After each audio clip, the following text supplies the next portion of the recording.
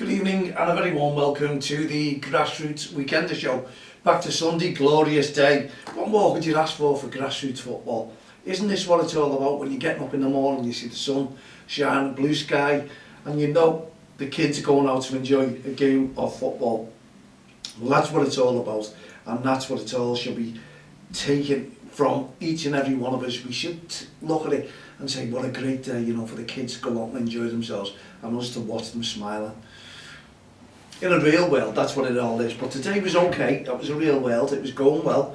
And also yesterday at the North Liverpool JFL, I think the sun has a lot to do with it. It recharges the batteries. It makes people feel good because we've had a real rundown of poor things that's happening. It's still going on, but the sunshine does help to shine a little bit of light on things, doesn't it? And gives you that little bit more momentum to get going. Until you start realising that it's Monday tomorrow and you're all back at work. Hey ho, but that's the way it is. But if the weather's getting warmer, the flowers are coming out, the leaves are coming on the trees, what more could you ask for? Spring is here and the clocks go forward, I think, next week, don't they? So you're losing an hour. Remember, do it now so you don't forget. Anyway, no, don't. That'd be it. Mayhem. Is the mayhem at the leagues? Teams turning up early? Is there? Well, we'll see next week, won't we? Let's see what happens. The same as when the clock goes back. Teams turn up late. What more could we say? Anyway, how did your day go? What was it like at your game? Everyone enjoyed themselves. We know it's FA Cup weekend. We'll go into detail about that more next week because the young commentators like to talk about that now. So they like to give their updates on the teams, and I'm going to try and get them to mention other teams as well. They do now and again. It's not just Liverpool and Everton, honestly. And we'll put more topics into the show. The lads are working on it, they really are. You can see them, and the build up and the knowledge is really good. So I'm enjoying young commentators, and many of you are out there as well. They always see me at the football and tell me that they enjoyed the show. So keep it up, young commentators. They're not here, as you can see. I'm on my little lonesome today, but it's been a great day and I'm starting to get a little bit of sunshine. That's what I want. I need to recharge my battery because I've got a tough week, and every week seems to be getting tougher. I just can't cope with it at the moment. Anyone out there can help me? Anyone out there can just give us a massive lift? Can I win this lottery? I'll soon know. It's coming up and I just don't know when. When am I going to win it? I don't want to win a £10, £20, £30, whatever it is, or a lucky tip, which you tend to get loads of, don't you? Lucky tips. Does anyone ever win off a lucky tip? I haven't heard. Maybe I'll be the first. Lucky tip. I do get loads of wins, but they're all small. And that postcode lottery, I don't know where they all get that big money from. I really don't. They always come out and they go, wow, look at all these winners. Me, £10 now and again on that one. I think I might call it a day and just carry on developing my own skills in the big one on the Saturdays. And I don't do the Euros anymore. Don't do that. Not worth it. Anyway, no more gambling. If you don't like it, shouldn't do it. Any kids watching? Never. Anyway, what we're looking for is good football, development on and off the field of play. And don't forget the Respect Awards. We'll be watching out for referees, we'll be watching out for managers, because we've teamed up with the Referee Forum, as you know yourself, with Anne Canavan and also Rob Lindsay on the Badgeman. And we have Ref For Me, who's putting up the awards again. We'll be telling you that week in, week out, day in, whatever it may be, and we're looking for good referees, especially in the kids' football. That's what we want, kids' football. We want to see them all develop. And don't forget, that's all they're doing, is trying to develop their skills, and they're improving. How many times have you put your child, you've just started from under sixes, and they're all running around chasing one ball, and as the weeks go on, the coaches get better, and the kids get better, you start seeing performances, and then you go, wow, I didn't know our little Charlie was like that. You don't realise this is what happens. This is what goes on with coaches. So you have to respect the coaches as well. They're going to the county FAs, they're getting the level 1s, level 2 badges, and obviously they're really putting a lot into it. Loads of voluntary work. They have them up there on the, whatever it may be, whatever they're training, because the light nights will be coming in and be able to go onto the grass pitches now, and it saves them a few bob more because they're not paying out a fortune for indoor facilities. So that's a good thing as well, because it costs a lot of money, you know, to run a kids football team. And don't I know it, and I'm putting my foot in it now, on our DXTL FC Lions under 7s going in for next season. What's it going to cost? We're getting the kids now, the kits manufactured, different, unique. If we have a different colour, that's what we want. All badged up, all supporting good touchline behaviour, our referees, and we don't want managers, irate managers or no one. The kids are going to be taught that, the parents, everyone, you name it, this is the way the club is going to develop. So everyone will want to cross the line FC. I'm telling you, they will. Because it's the first ever time that we put a team together to go into grassroots football, to portray the message that we have been doing for since 2003, going into our 19th year now, and then 20 years, it's party time, 20th anniversary. Who's involved? What have we done? How have we got involved? You've been involved in a big way? Well, let's see what happens. So now, we just need everyone's help on the touchlines. Without the team, your team, no irate parents, no irate spectators, managers, coaches, even committee members in a club. We don't want that. We want good welfare officers out there, safeguarding officers. We want kids playing good football, developing their skills. We want the referees to be left alone to develop their skills and move on and get the next level, whatever they want to do. And we need to give them the chance to do that, because the majority of referees, they're kids now, aren't they? That's all they are, from under 14 years of age going upwards. They're making a few bob as well. I was talking to a manager yesterday where some referees are starting to dictate their price now. I think that's wrong, you know. I think that should be capped, and I'm looking towards your county FAs and the FA as well. I think we all need to get a grip here. You can't just say fares are going up, we need to put our monies up, our fees up. Yeah, you want it, no referee, no game. I'm the culprit of that one as well. But what I mean by that is, I need any poor touchline behaviour, you could chase that referee away from the game. I don't mean that that referee is worth a fortune, and there's many referees getting reports off referees themselves. And give Ant Canavan is due there on the referee forum, who did pick up on this and said many referees are saying they're only doing it for the kids' game. You know, it's not about the money.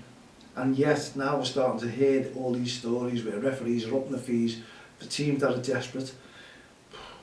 I think we need, you know, I think that's all right if you're professional. If you've got levels, it doesn't make you professional, does it? Now, if you were talking about a Premier League referee coming down, and they can dictate because what they've got, they're professional. But this is kids' football. You don't see many managers, teams claiming all the expenses. You don't see them putting up. It cost me £29 there in petrol, so I'm claiming that back. They all do it voluntary. There's no fees, there's no charges. Where do we draw the line? This is why I'm saying, maybe, you know, bring everyone, keep everyone together. I'm not a killjoy for referees putting the fees up and things like that, because there is plenty of money out there. You get many games. You can cancel when you want, you can turn up when you want. No one charges a referee who doesn't turn up for the game. That's being booked. No one. But unfortunately, some teams do get charged if they don't turn up. So where do you draw the line? You see where I'm coming from? I'm on the side of the referees when it comes to poor touchline behaviour, but I'm also on the side of the kids and the managers and the teams who are struggling to try and make money, and they're out there week in, week out. Charity, I know all about that, trying to get their money in to pay their fees out, and the referees are part of that. They go without saying they're raising money, and what you're asking them for, what are you raising money for? Well, we've joined the league, registration fees, got to pay our registration fees to the county FAs to put the team in, then we have our league fees, then we have the referee fees that we've got to try and raise money for.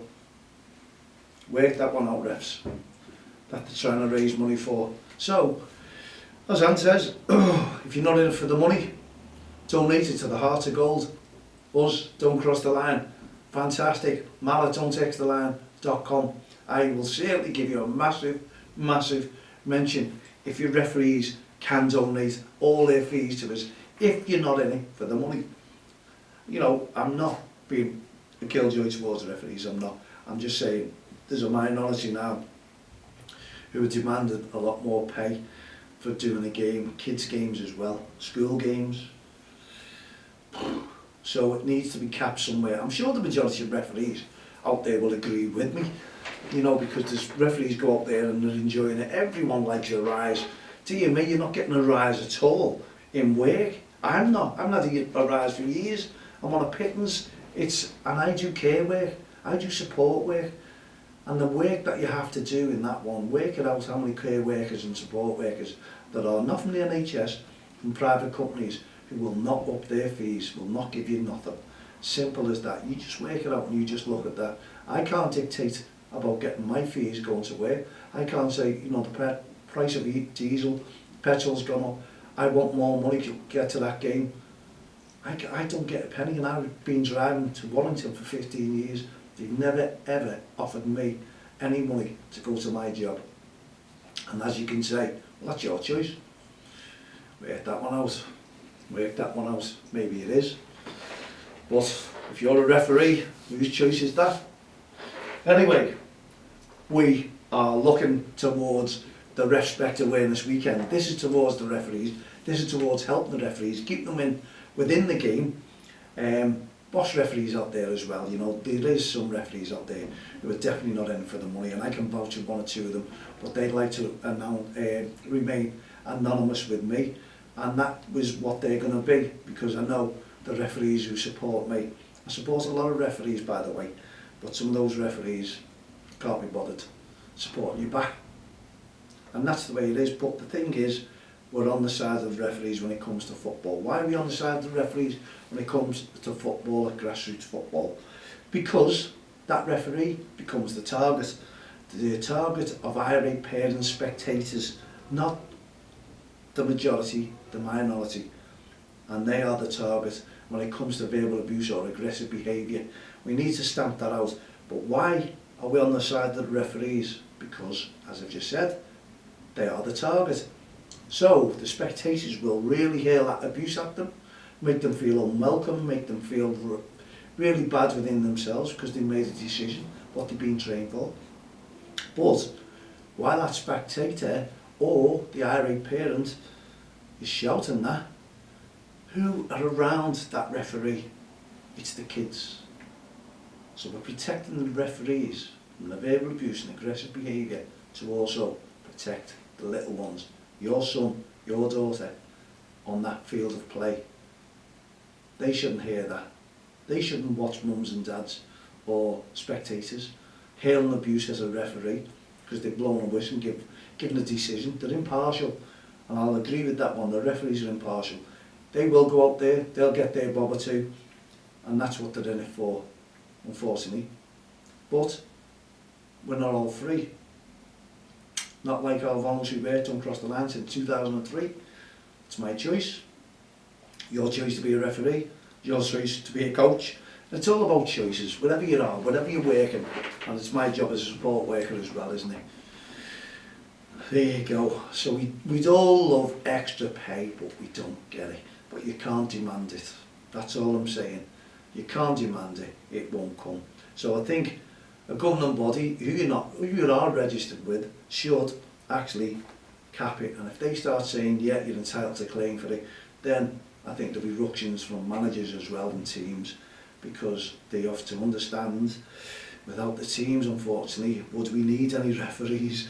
Without the fixture secretaries, would we need any teams? It all boils down to all that, doesn't it? Whoever's running the leagues, everyone's working together as a team, and if we're working together as a team and bringing football to the kids, to the referees, to help everyone around it, because that football game does help you develop referee. It does. You move up the levels or down the levels, because yours go from level 7 down, and they're the highest. So it really does. So we're all helping each other, really, aren't we? Development is key.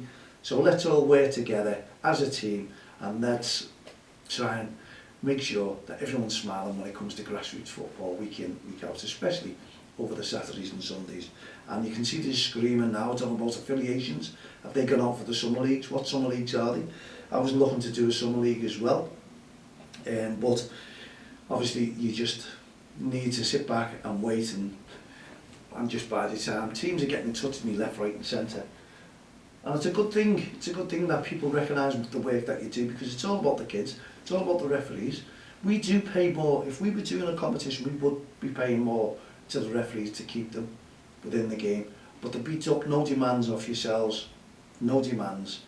We would just say, this is what it's all about. That's the payment, that's what you're going to get. And there's the football that we're bringing to your development league. And that's going to make a massive difference. And that's why I want to bring the team in, DXTL FC Lions, within the league, to make a difference throughout the leagues.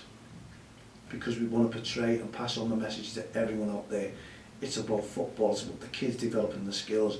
It's about parents not verbally abusing a referee or showing aggressive behaviour to a referee, or even an opposition manager or parent, spectator. We want to bring all that down, we want to curb it all, and we want to make our society as safe as we possibly can, because we don't want kids to see this from touchlines in grassroots football. Not in a million years. We just want to see them all smiling and enjoying themselves and be like the kids they are. And if you look at that, don't cross the line. We've had them for many, many years. Many years before anyone was doing any codes of conduct. We brought them out in 2004, just on codes of conduct, and people have copied them. And we gave them to all the FA, didn't we? FA. And what did the FA do? Brought out codes of conduct. These are ours, and these were from 2003 developed, and then we went into print for 2004. And it's everything that we need within our club. So DXTL, the start of our club, will be using them. And we're not saying sign up for them. It's not a contract. We're just saying adhere to them. Because that way, if you don't, when we have our PowerPoint presentations, you could be asked to lead the club. So we want decent people in there, decent people for the kids, and we want to show everyone how fair we can run a club and what we can do to develop the kids within grassroots football. It's going to be nice, I'm going to enjoy it, you're going to enjoy it. It's going to be harder work, but I need the coaches, the level 1 coaches, the welfare officers, the treasurers, and I'm going to build it up properly. Professional, but volunteers to help the club develop the way it should do and help the kids come through with smiles on their faces, and the referees as well, because our club will definitely not be shouting anything towards any referee out there. They may disagree with your decisions sometimes, but you won't be approached by any parents. Either parents, if they do, you've gone, you just report to us, and obviously we will take the action. And that's why the club is going to be very, very popular with everyone. Leagues, other teams, the FAs, the county FAs. We're going to make a difference. We're going to make a difference to grassroots football. I should have done it years ago. It's been a long time. You're talking 19 years here, and we're putting the kids team in. So it should be good. The kids will be developing the game, the football, the skills. And it won't be one of those, if we win a game, the opposition turn around and go complain. The referees are on their side because we support referees. We all support referees. We're just making a difference. We are just making a statement to say, leave the referee to referee. There'll be no animosity from our side whatsoever. We'll always be there for the referees and for the opposition as well. If we see good football, we'll applaud good football. If we see good behaviour, you never know, because we do nominations, don't we, for good behaviour on and off the field of play. So take that with you. Will our teams ever win the Fair Play Award? Why not? Why not from Don't Cross the Line? Obviously it won't be me, because that'd be going, oh, Mal's a fiddler. No, hang on. What I mean by that, in competition.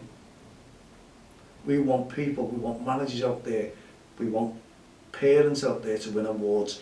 We want the kids to win all kinds of awards, achievements.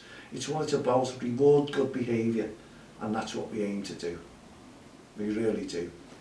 In the meantime, we come to the end of another show.